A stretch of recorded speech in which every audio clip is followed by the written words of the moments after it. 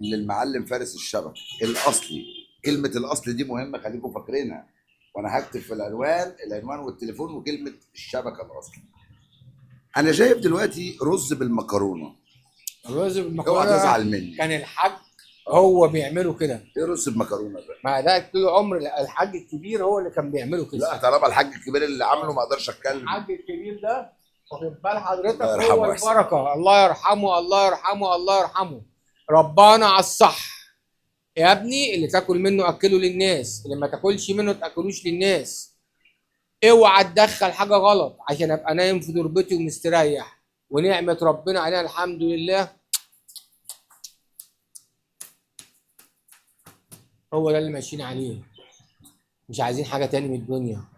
الحمد لله انا جوزت 3 من الولاد، فاضل 2. هنيجي نحضر واحده فرح. كليه وهتاخد الشهاده السنه دي، والتاني واخد بالك انت الولد بقى ربنا يكرمه، واخد بالك انت برضه هنجوزه السنه دي ان ان شاء شاء الله. الله ربنا يفرحك بيهم. بقول ودايما لكل واحده ودايما ست ودايما ثانيه جوزي واحده بس. امانه في. خلينا بقى نتكلم عن المطعم قبل ما اختم معاك. قول لي ده ايه وده ايه وده ايه، لاني انا بس محتاج افهم هو ده ايه بالظبط. يعني قول لي دي سبانخ ولا لنا كده يعني. يا فندم السبانخ اهي، السبانخ اهي بيتي معموله. سمنه بلدي. ايوه بلدي يا حاج بلدي. ودي الملوخيه اهي. دي بقى خضره ولا لا ناشفه؟ ده ناشفه. ناشفه على لسه الصعيد. خضرا. ودي اللوبيا اهي، اهي اللوبيا اهي. الله دي أكبر. بتاعت الحاج برضه الله يرحمه. رحمه الله عليه. ودي الفاصوليا البيضاء اهي اهي. وده الترشي ده، في منه بنعمل منه في البيت وفي منه بنجيبه جاهز. والبسله. ودي البطاطس اهي، ودي البسله اهي. وده الفريك بقى الاصلي بتاع الحاج الكبير برضه.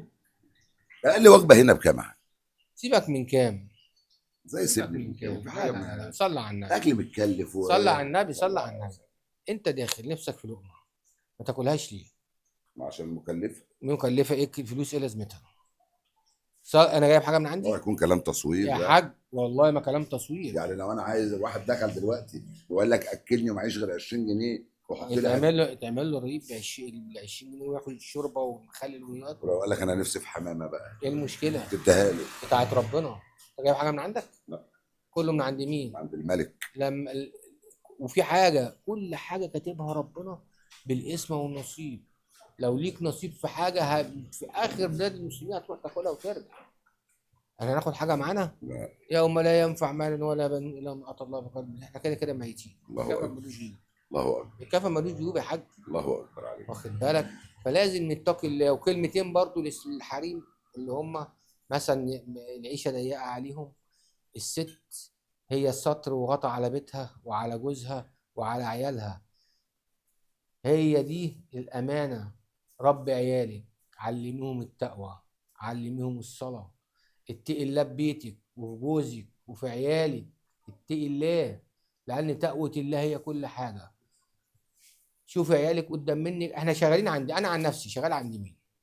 عندي عيالي. اما اشوف عيالي اقسم بالله باخد احفادي كده في حضني وعز جلاله الله، فرحه قلبي، فرحه قلب عمري والله. احفادي واخد بالك انت كده، خدهم في حضني كده والله. اجمل نعمه ربنا انعم عليا بيها. ربنا يخليهم. ربنا يبارك فيهم ويجعلهم ذريه صالحه. ويرزقك ان شاء الله. والحمد لله. بص انا مرضي. ربنا. كل نعم ربنا انا عشتها والحمد لله، ما نفسيش في حاجه اقسم بالله. انا دلوقتي لو السر طلع الالهي انا راضي. لقاء الله خلاص عشت وربنا كرمني واتمتعت في دنيته واداني خير وبزياده.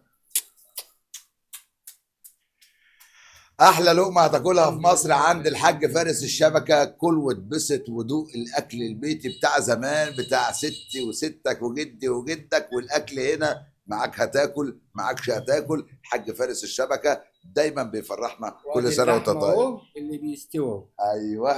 اللحمه انا مسوي وعوزتها اهو قدام ربنا منا. يبارك لك يا عم ما فارس. نعرفش نحط حاجه في ثلاجه ولا نعرف نخزن ولا كلام من ده.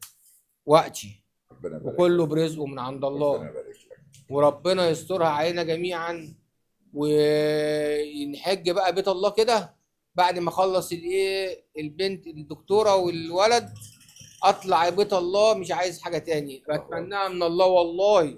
وانا عندي 16 سنه اروح احج والسر اللي يطلع عينيه. ربنا يديك طول العمر. يلا نتصور انا وانت صوره حلوه بقى، اضحك للكاميرا.